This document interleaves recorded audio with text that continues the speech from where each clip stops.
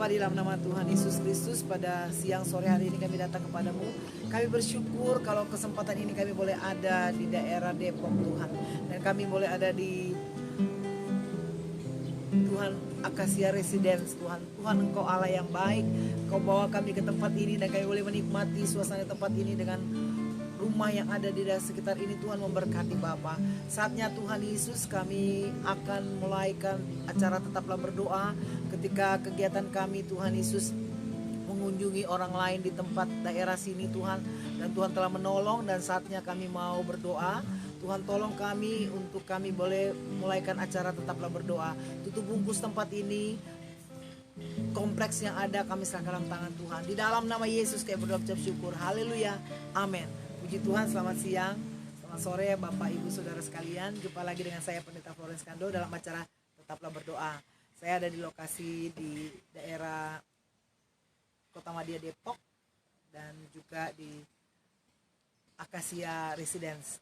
Saya bersyukur pada Tuhan kalau kesempatan ini kami bisa diterima daerah ini, dan puji Tuhan juga tadi kami mengunjungi keluarga yang terpapar COVID-19 dan pasti ada pertolongan dari Tuhan. Kami doakan juga dari jarak jauh dan juga membawa sedikitlah berkat, dan kami juga melakukan kegiatan yang lain, dan semua itu Tuhan telah menolong. Saya percaya saudara pun diberkati oleh Tuhan dengan tayangan ini. Saya rindu menyambung yang kemarin, orang yang menabur dengan air mata akan bersorak-sorai. Nah, ada Alkitab juga yang menuliskan di dalam surat Paulus kepada jemaat di Korintus, 2 Korintus 9 ayat 6. Surat 2 Korintus 9 ayat 6. Camkanlah ini, orang yang menabur sedikit akan menuai sedikit juga, dan orang yang menabur banyak akan menuai banyak juga. Saudara, lanjut ayat 7. Hendaklah masing-masing memberikan menurut kerelaan hatinya, jangan dengan sedih hati atau karena paksaan, sebab Allah mengasihi orang yang memberi dengan sukacita. Penekanan di sini yaitu memberi dengan sukacita, menabur dengan sukacita. Kemarin menabur dengan air mata karena dalam keadaan penderitaan, tetapi sekarang Paulus mengajak orang di Korintus untuk bisa menyumbang pada jemaat yang ada di Yerusalem yang dalam keadaan kekurangan, dan Paulus akan membawanya. Nah, Paulus mengingatkan juga bahwa kalau orang mau menyumbang, menyumbanglah, memberilah, menaburlah dengan sukacita.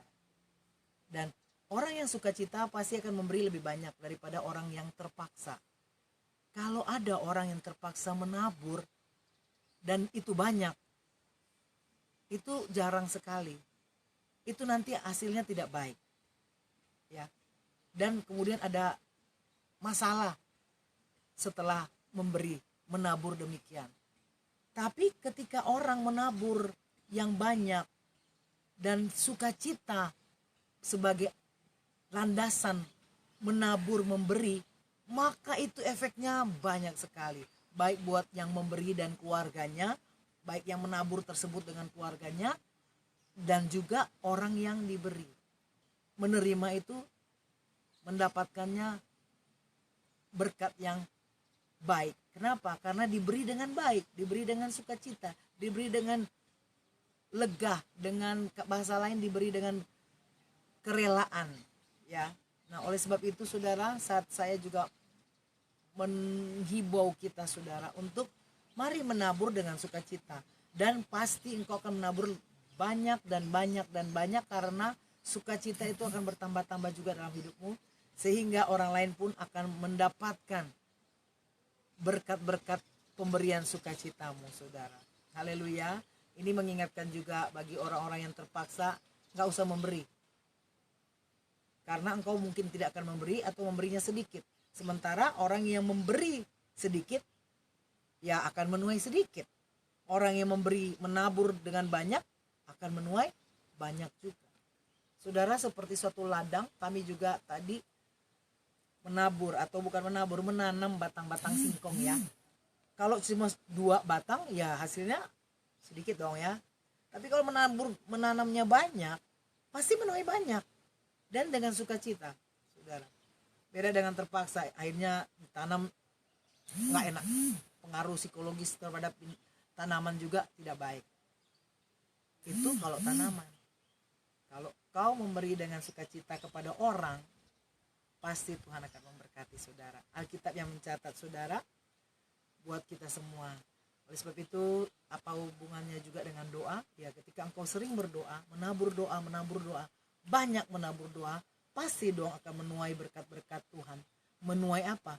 Orang itu dipulihkan, orang itu disembuhkan karena sering kita doakan.